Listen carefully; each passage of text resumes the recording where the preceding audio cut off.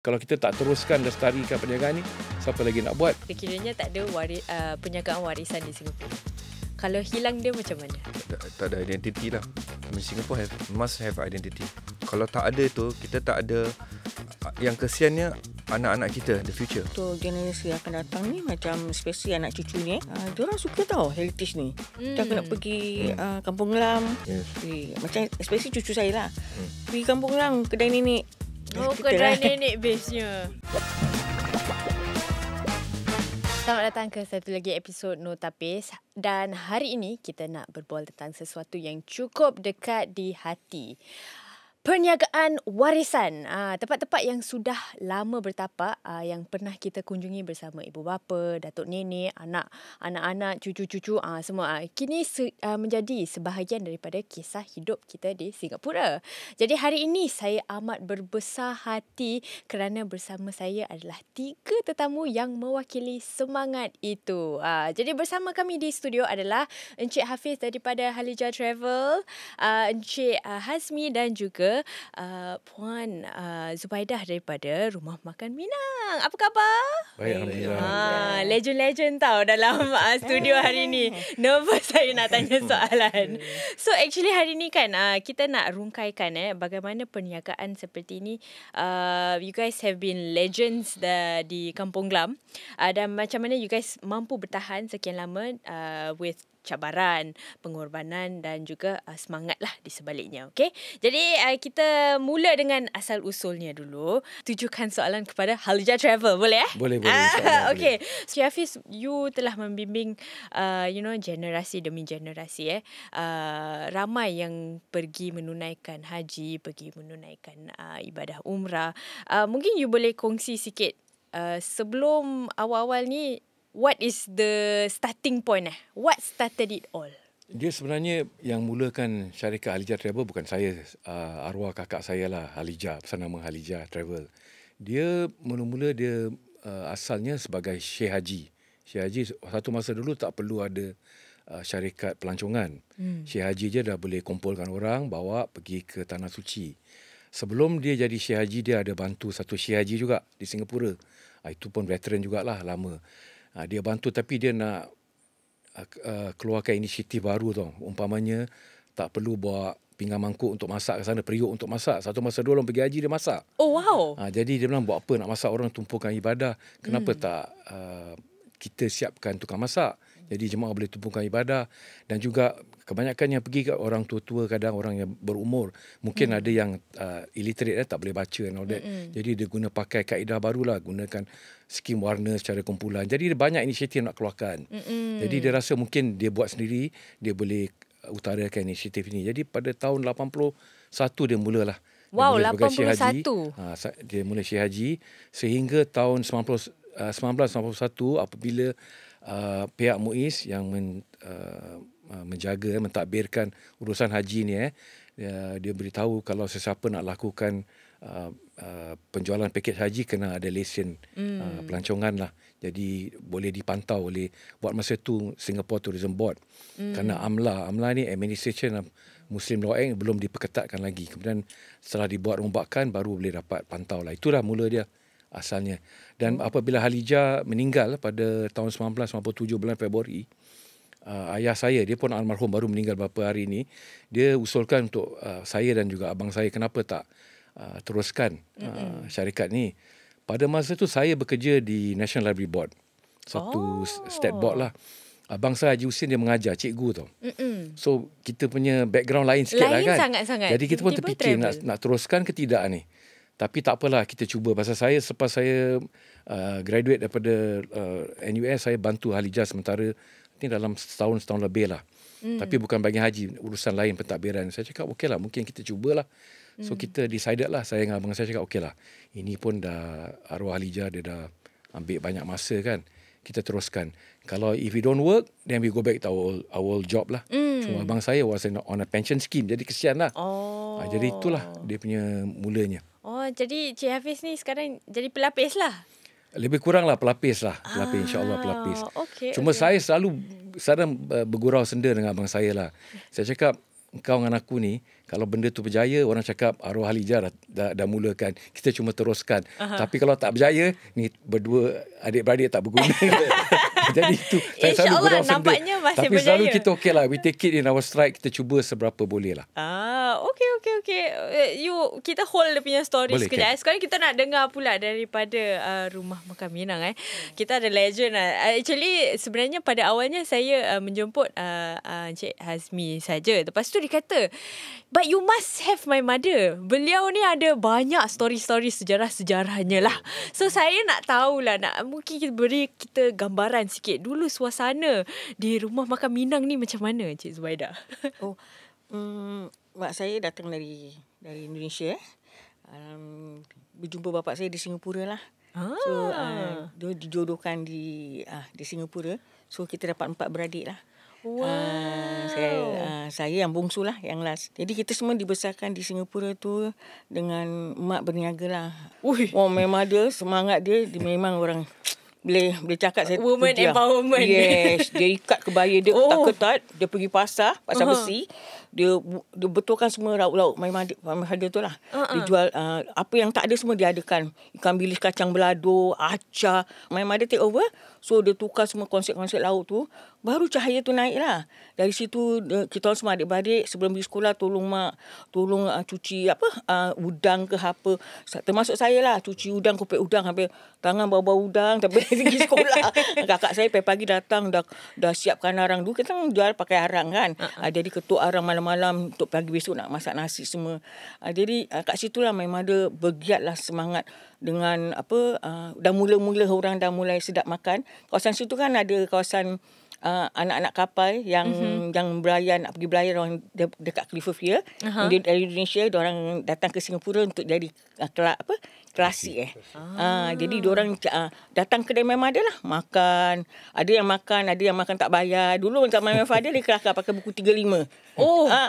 Kesian nanti tulis. Lepas tu nak minta duit orangnya dah belayar. Alamak. Dia kesian. Jadi my mother dah tak pakai prinsip itu semua. Betul-betul dia hidupkan kita punya gerai tu corner lah tu untuk membesarkan anak-anak. Wow. Alhamdulillah. Itu cerita dia. Dulu sekarang dah macam-macam lauk. Dan macam-macam. sekarang sampai Hazmi pun jadi part of the family business. Jadi mungkin you boleh kongsi lah. You know, you punya pengalaman lah, membesar dalam suasana yang this is normal lah to me sebenarnya. So saya ni paling tua dalam keluarga. So abang lah dalam 5 beradik mak. So I yang selalu di arrow lah, kena pergi buat ni, kena buat tu. So growing up dekat Kampung Gelam ni, I dapat my mother punya perniagaan. Dulu waktu my mother dengan my father, my mother shared dengan my uncle semua. Dia dekat kedai kopi tu mak cakap tadi. So that one is a shared punya it's a family business within their siblings kan. So bila my father kenal my mother dekat kedai tu juga.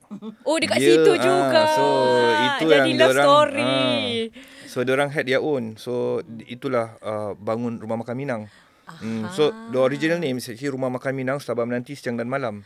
Right. Itu yang Masya Allah, yang the first time when my father and my mother set up that Minang. We had a lot of local and foreign celebrity, banyak minister makan semua and all that lah, because it's a proper restaurant compared to the one that my mother shared dengan adik-beradik lah. Tu dekat kedai kopi. So I think my journey, and I was staying dekat atas ya, berapa 30 Busra Street 15 Busra Street. So I tinggal kat atas, so kedai kat depan je. So hari-hari I balik sekolah, I tengok my mother meniaga kat depan. So over the weekend, actually hari-hari lepas sekolah, nanti mak suruh cucilah pinggan, tolong serve customer, hantar lauk. Terbabit lah. Terbabit So all the way sampai during secondary school pun kita kawan-kawan keluar kan. So kita macam mak minta tolong sekejap sampai malam. Tak jadi keluar dengan kawan. Alamak. So kawan dah sampai boring lah. Like my friends were telling me, dah tak payah ajak Azmi lah. Dia cakap okey tapi tak okey. Tak datang pun. So I think that journey shape us. Even my adik-adik pun had to go through the same process. So I think it shape us where we are today. Macam kita tahu berapa susah mak bapak kita bangunkan bisnes.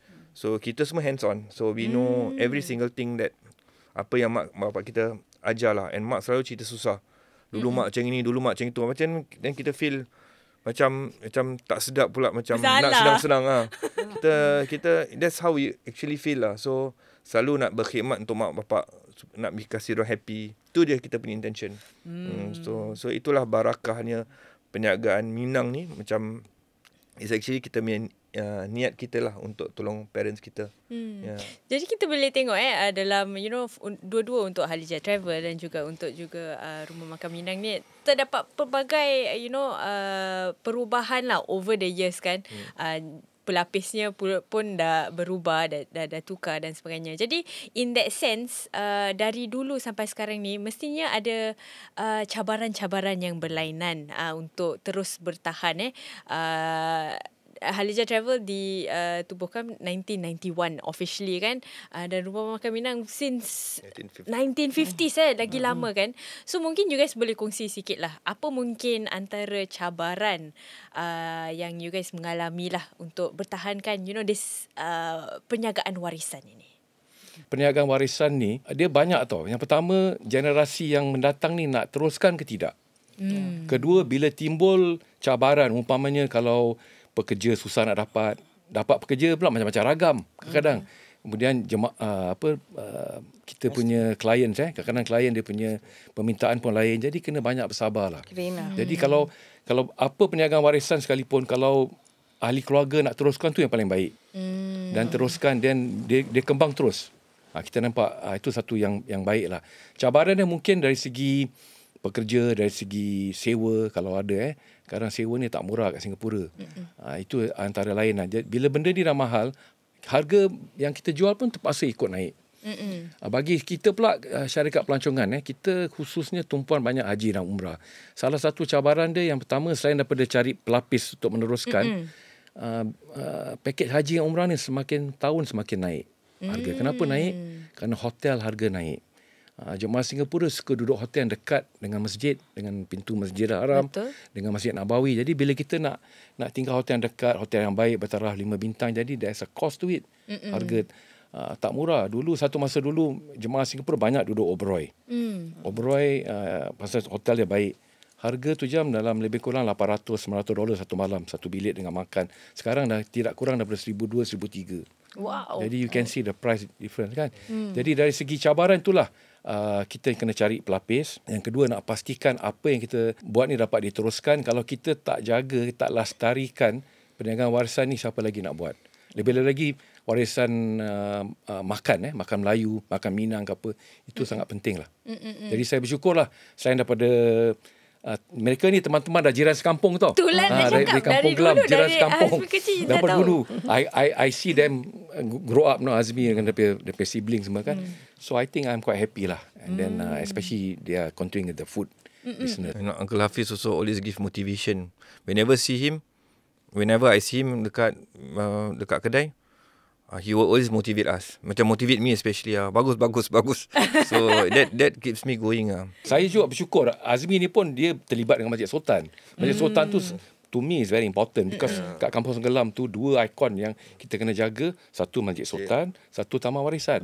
Jadi saya gembiralah Azmi dengan dia punya idea baru, dia dah bantu Masjid Sultan lah. So that's the spirit of the kampung lah. Okay. So untuk Halijah Travel ni, over the times kan, ada tak macam, perubahan yang you lakukan lah? Because you cakap cabarannya, selain daripada kos, kaki tangan dan sebagainya, ada tak macam, usaha untuk make mungkin you punya package lebih relevan lah kepada, yang pertama kita cuba kurangkan kos lah. Seberapa boleh. Yang kedua, kita cuba latih kita punya pegawai sukarela. Kita tak boleh function tanpa pegawai sukarela. Kita ada lebih kurang dalam 50 pegawai sukarela, pegawai haji dan umrah lah. Mereka ni kebanyakannya ahli bekas jemaah. Jadi dia suka, dia nak bantu. Jadi kita latih orang, kita ada kumpulan mereka untuk jaga bahagian IT, bahagian manasik, bahagian welfare dan sebagainya. Jadi kita kena didik mereka. Jadi umpamanya kalau mereka nak berhubung dengan jemaah tu, dia tahu cara dia lah. Kerana jemaah haji ni macam-macam cabaran. Jemaah umrah haji ada keperluan masing-masing kan. Jadi kita kena tengok lah. Yang penting kita kena latih mereka, tu yang penting. Kerana mengikut arus perubahan sekarang ni banyak. Satu masa dulu kalau saya beritahu jemaah nak pergi umrah atau haji, kena ada email, orang ketawakan saya. Tapi sekarang perlu ada email. Betul. Nak balik Singapura kena SG arrival card, nak pergi sana nak tempah masuk rauda. Jadi kita kena ikut arus perubahan. Pegawai kita pun mesti IT savvy jugalah. Itu salah satu cara dia lah untuk pastikan jadi apa-apa yang kita beri itu dapat diterima oleh jemaah lah. Okay lah, jadi kira up to date dan pastikan dah asas. Gunakan social media juga. Sekarang ni zaman social media kan, perlu untuk dia ada baik jugalah. Satu masa dulu jemaah selalu telefon nak tanya itinerary macam-macam dia tanya. Tapi sekarang kita dah taruh kat website kita. Senang lah. Itinerary dia baca. Jadi dia cuma tanya soalan-soalan yang mungkin tak dapat dijawab di cara talian lah. Okay. So itu untuk Halija Travel. So untuk Rumah Makan Minang pula, I know you guys dah expand. Sekarang dah ada central kitchen dan sebagainya kan. So jadi in selain daripada tu, macam mana you guys terus kekal relevan lah kepada masyarakat kita dan orang awam lah in general. My journey dengan my mother especially. So last time we used to pakai calculator untuk calculate dish lauk kan. $2, $3, tahu-tahu lost count. And sometimes when kita tutup sale, apa is under value kan. So I actually invested on post system, to make sure it stays relevant and it's it's innovation and all that, right? Tapi dia mengamuk, dia kata kenapa nak pakai komputer ni, mak tak faham nak picit-picit. So when I bought the post system, it was there untuk 1 tahun 2 tahun tau, tak dipakai. Only when saya buat caching, I'll try to use. Kalau mak buat, dia pakai calculator. And I dah buang calculator, dia beli lagi. Tak tahu berapa banyak calculator dia beli. Dia nak fight. So I think that is one of my challenge to actually to convince my parents, we need to stay relevant, we need to stay we need to bring automation kat dalam company. Even last time we do rendang, there's this of my staff, badan dia besar. Dulu waktu kerja tu, when we first employ dia, kurus dia. Tapi over 3 tahun, badan dia jadi besar. Jadi siapa Siapa? Because dia 5 hours buat rendang.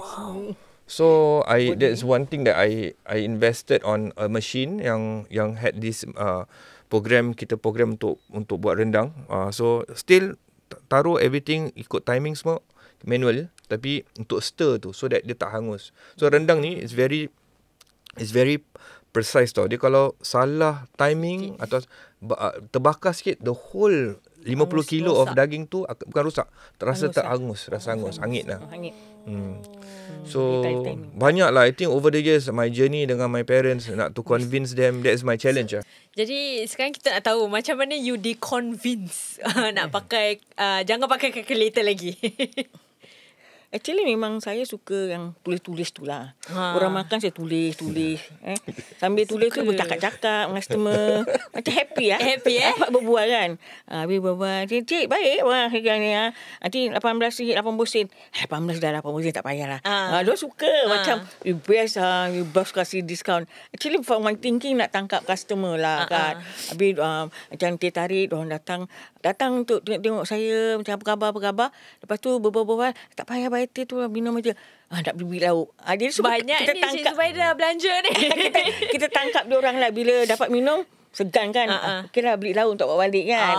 Jadi one part of this one lah. Saya bila dia tukar konsep picit-picit tu, digital tu, saya dah tak susah nak berbual dengan dia orang lah. Nak kasih diskaun pun saya takut. Pasal benda ni semua dah amat dah tally jangan kacau Jadi dia cakap okey, nanti lepas dia orang dah bayar kan, saya pun ambil 1 paket kuih. Ni bawa balik lah makan kuih. Macam itulah cara saya macam nak hilangkan yang saya ni dah tak boleh pakai untuk sistem saya. Sekarang masih beli calculator tak? Sekarang yang simple-simple untuk diri saya lah. Macam kawan-kawan nak catering. Kalau kawan-kawan nak catering kan, diorang tanya. Buang aja episod timbul lagi. Mana siapa beli calculator ni? Mak. Saya pun terima kasih dengan Cik Hafiz. Setiap ada catering mesti ambil saya punya. Jamaah balik daripada Mekah nak together catering Minang. Talking about catering, this is one of the, I think the biggest perubahan yang paling besar lah. So bila customer nak order catering dulu, diorang akan datang kedai tau. So nanti mak will come and sit down dengan diorang duduk, tulis satu-satu, discuss. So one of the thing that I come from a computer engineering background. So I gathered all my kawan-kawan lah. Ni I nak buat website I think for Minang. So one of the biggest achievement actually to create a website for Minang. So that website I program that website khas untuk order catering. So dah tak payah tengok menu dulu, mak hantar fax menu. So I nak kena lari-lari pergi fax menu. Nanti customer datang sampai pukul 1 pagi, 2 pagi duduk. Berbual cakap, ya Allah bila nak habis kan. Kena buat sampai Tiga 3 lapis kopi. tau. Satu hantar pergi dapur. Satu pergi dapur, satu kasi Cik Zain suami saya pergi pasar ni order barang ni. Satu untuk budak-budak depan ni besok ni. Sampai 3 lapis. So pakai carbon copy Carbon semua. copy. When are we gonna, until when kita nak Bila nak game, nak game kan. So nak minta dia Sampai beli marah-marah. laptop. Kata, Afsan nak jual nasi beli laptop. Dia kata. Nasi Padang Afsan nak beli laptop. Kata, laptop important untuk print out ni. Printer nak beli pun nak kena minta approval. So macam-macam lah have to go through. I think ni journey ni macam adik-adik saya yang sekarang ni ada ni. Diorang cuma tengok operation tapi yang the convince part tu, yang the beginning tu yang nak buat ni semua. Ya Allah.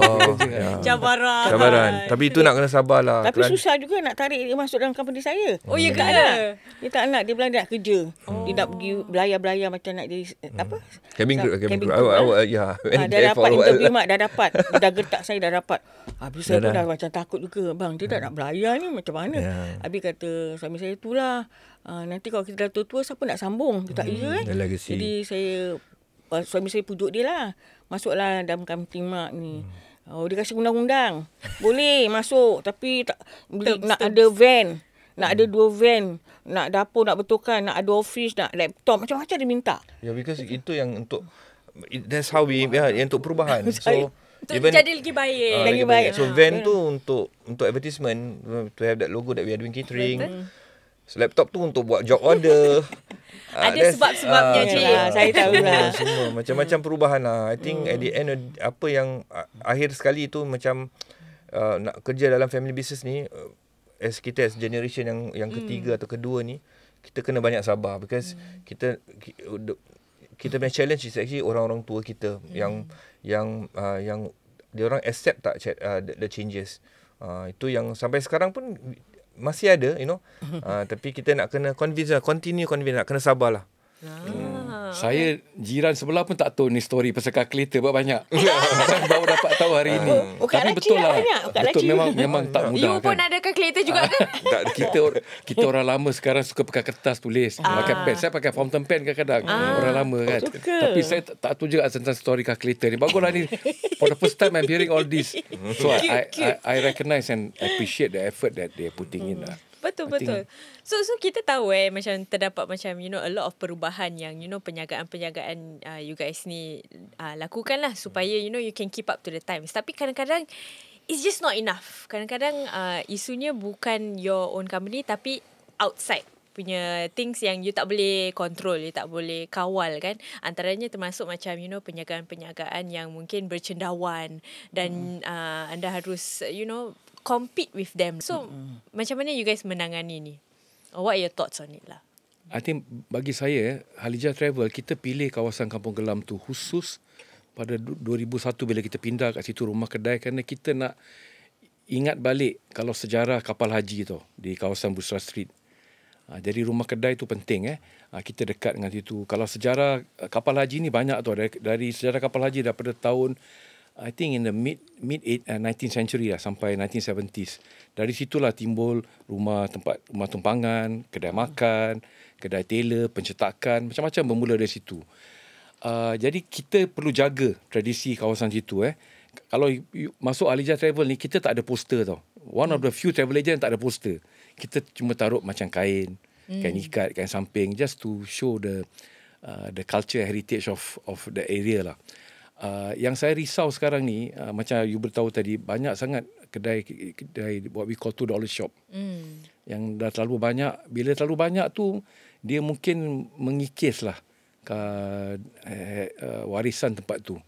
Kita tak boleh halang mereka daripada berniaga, tapi kita rasa mungkin perlu ada pemantauan lah. Pastikan tempat ni jangan jadi macam terlalu hilang daripada Hilang tradisi warisannya, hilang warisan. Kalau kita tengok Chinatown umpamanya, saya kadang sedih pergi Chinatown. Dah terlalu banyak kedai $2 shop, dah tu turisti tau. So this is tradition, dan saya bersyukur pihak Lembaga Warisan Singapura NHB mereka keluarkan pengiktirafan ini. Kerana ini penting untuk menggalakkan perniagaan warisan. Kalau kita tak jaga, siapa lagi kan? Kalau kita tak teruskan lestarikan perniagaan ni, siapa lagi nak buat? Di Kampung Glam ni, kalau kita ikut sejarah dia, yang saya dah katakan tadi, masjid dengan taman warisan, culture dengan religion, tu penting.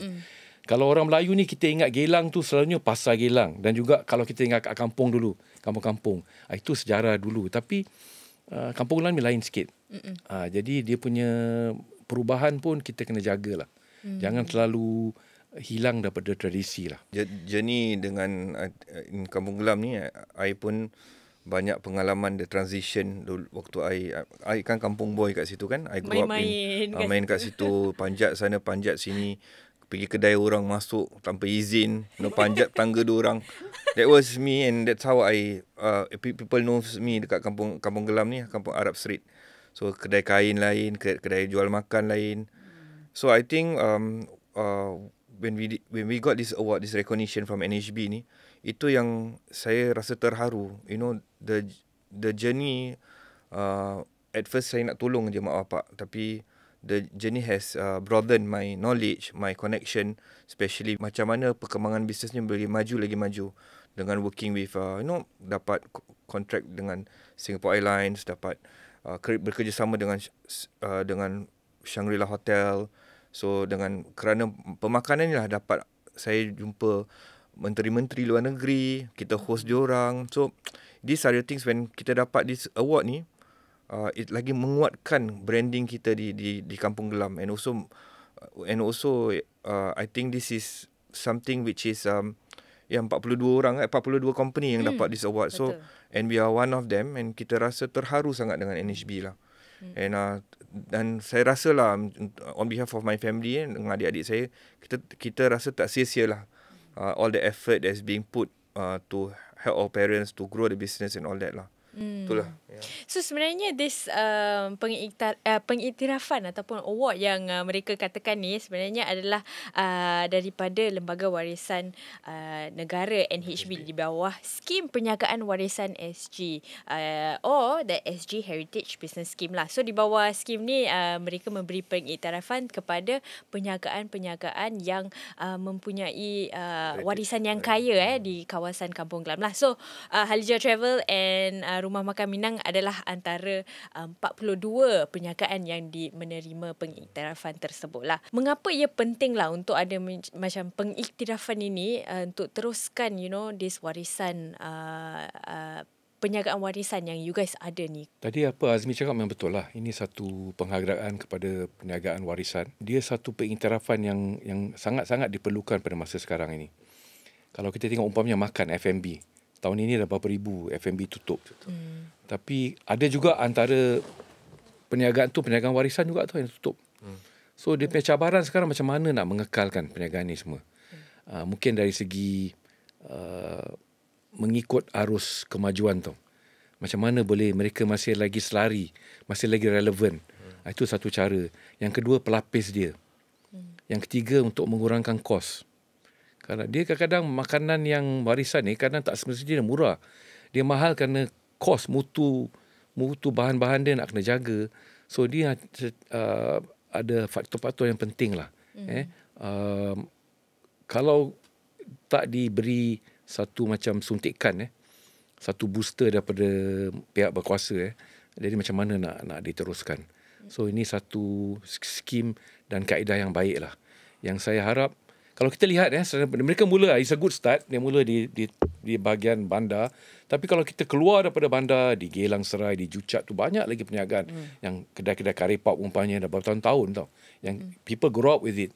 So maybe hopefully they will reach out to all these people lah. So at least we can sustain kita punya heritage business lah. InsyaAllah. For years to come. Yalah, macam perniagaan saya mengharapkan anak-anak saya dapat teruskan lah. Lagipun nasi padang faham je lah, kalau orang banyak cukup kumpul juga mahal kan. Tapi memang kosnya memang bila anak-anak saya bikin R&D semua, saya tengok memang barang-barang ni memang kena yang bermutu lah. So saya bilang anak saya, tak apa, kita teruskan perniagaan ni sampai generation to generation. Pasal orang nak makan nasi Padang kena pergi Indonesia makan. Betul juga. Lebih baik dah. Susah tu nak kena beli flight semua. Jadi saya bilang ada ni nasi Padang kat Singapura ni, macam kita ni alhamdulillah lah. Especially orang Indonesia datang, diorang bawa guide kan, datang pergi tempat kita kan. Mula-mula diorang macam takut juga nak makan. Macam ya ke nasi Padang ni orang Singapura kan. Bila saya datang introduce diri saya cakap bahasa Minangkabau.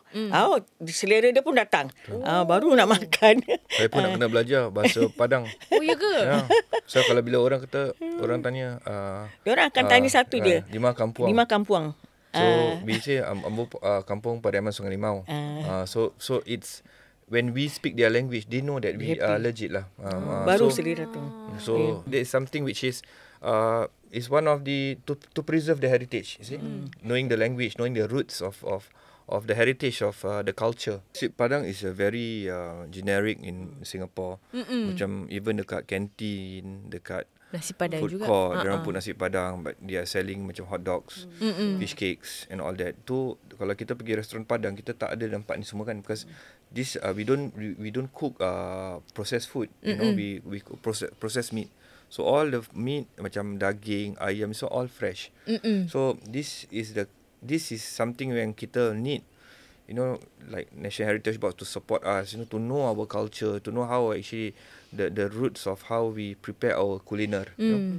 So this is something which is I think with this recognition, I hope that inshallah that we will elevate the brand, elevate whoever is being yang dapat lah recognized in this award lah. And I hope that with that, you know, it could sustain kita punya business, prolong kita punya business for generation to generation. Soalan kedua terakhir lah saya ni. Boleh tak you guys imagine sekiranya tak ada penjagaan warisan di Singapura? Kalau hilang dia macam mana? Tak ada identity lah. I mean, Singapore must have identity. Every race must have their own identity. Tu yang NHB they are very emphasized on that now. And with that, dengan kalau tak ada tu, kita tak ada yang kesiannya anak-anak kita, the future. Like they don't have identity, diorang tak tahu where what is their family history, their family culture and all that. So macam Uncle Hafiz cakap, Cik Hafiz cakap, you know, Kampung Glam ni masjid dengan taman warisan, culture and religion. So this is important in a family, especially our children.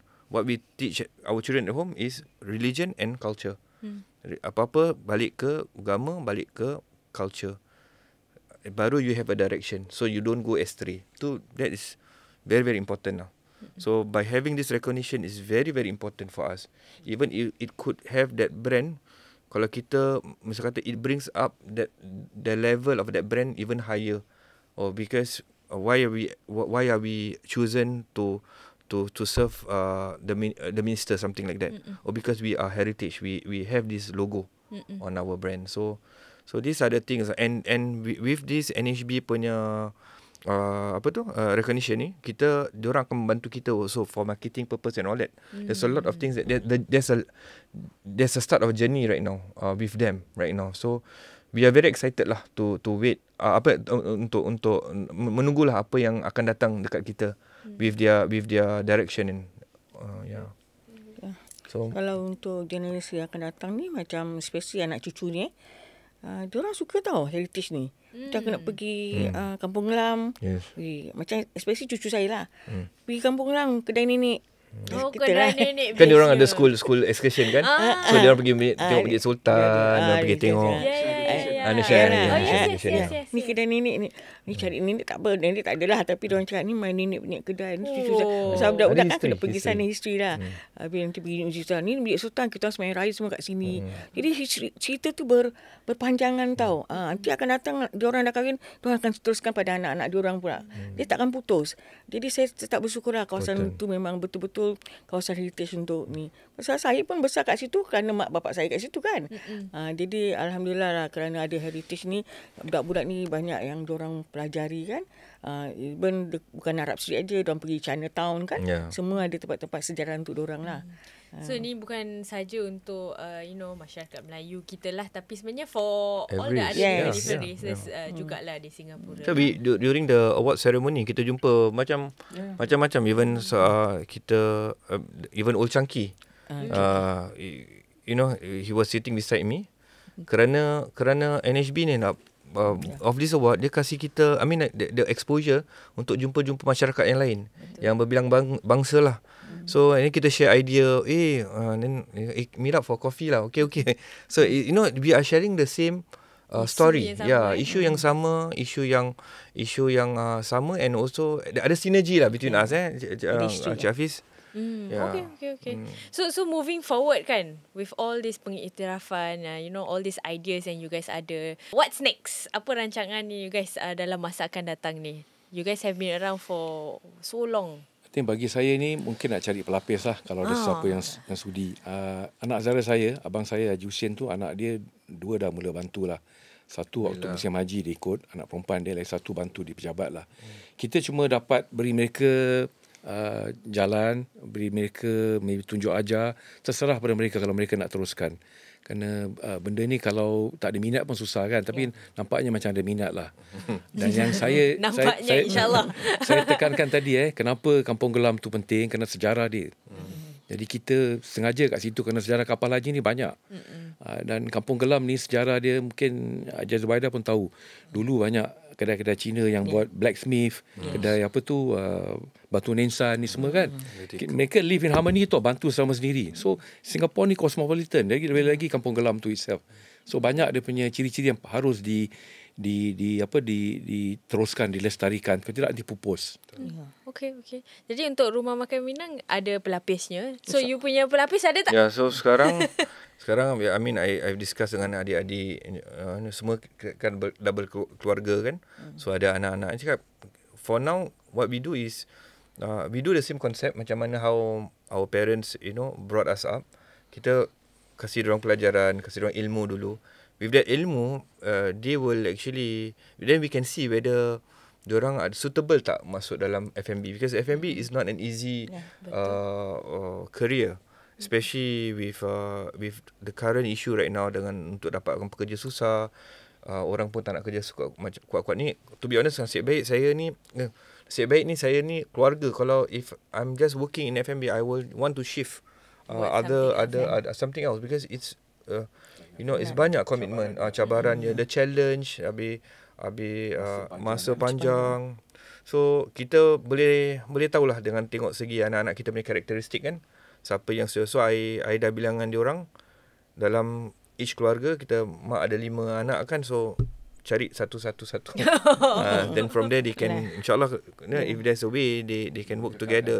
So ukhuwah kita di antara adik-beradik, keluarga dan anak-anak saudara ni mesti kena kuat.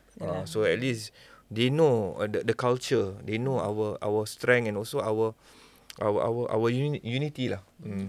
Saya bersyukur anak-anak saya pun ada minat. Especially yang tua ni, dia kira marketing lah semualah. Dia general paper semua dia buat lah. Semua. Habis yang nombor 2. Beli kalkulator yang penting. Yang nombor 2 pula yang yang nombor 2 perempuan ni, dia account lah, dia bikin bahagian catering department. Yang nombor 3 ni dia chef lah, dia boleh kontrol dapur lah. Nombor 4 semua dah ada department dia orang sendiri. Cuma yang nombor 5 dia tak nak. Dia tak suka meniaga bang. Dia nak kerja sendiri. Terserah dia lah. So kita just at the end of the day, kita have plans to strategize the business, insyaAllah. So the only thing that makes us moving is actually itulah, dengan the changing of the environment right now, dengan pekerja, dengan customer. One thing that makes me motivate kita untuk berterusan untuk berniaga is untuk yang customer regular kita yang datang dulu, datuk dia bawa anak dia sekarang bawa cucu dia. So macam that generation tu yang I tengok kekal tu. Itu yang that is the one that tell the story of heritage, warisan. Warisan. So tu yang and anak-anak saya, kawan-kawan diorang yang bila major exam habis, I invite diorang untuk datang makan. Because some of them don't even know the existence of us. Because older orang Melayu, orang makan makan Hot fast dog. food and all that. So bila kata sedap my parents tak pernah bawa. Oh, now you know. So bawa your parents here. So these are the things that something that we have to educate. So I think that journey has been a blessed one, alhamdulillah lah. Jadi boleh katakan dia punya perjalanan ni akan terus berterusan lah. Dan you know mungkin mencari pelapis ni bukan mudah, tapi dia perjalanan, and it's a journey lah. Tapi yang pentingnya yang kita bincangkan hari ni adalah you know, warisan itu harus dijaga. Sekiranya kita tak menjaganya, siapa lagi nak memperjuangkan warisan kita dalam masa akan datang. Saya ingin ucapkan terima kasih banyak-banyak kepada Cik Hafiz, Cik Hazmi dan juga Cik Zubaidah kerana berkongsi kisah-kisah macam-macam neighbor story. Saya dengar buang kalkulator lah dan sebagainya. Saya berharap you know, people yang mendengar ni dapat tahulah sedikit sebanyak you know, kepentingan penjagaan warisan yang kita ada dan mengapa kita harus terus memperjuangkannya dan juga continue to share the stories lah. Okay. Dan saya ingin ucapkan selamat maju jaya dalam masa akan datang. Dalam 5 tahun, 100 tahun akan datang, mungkin there's some ada podcast show dalam masa akan datang tu akan terus kongsikan kisah-kisah yang kita telah berkongsi hari ini. Okay. Dengan itu kita jumpa lagi dalam podcast seterusnya.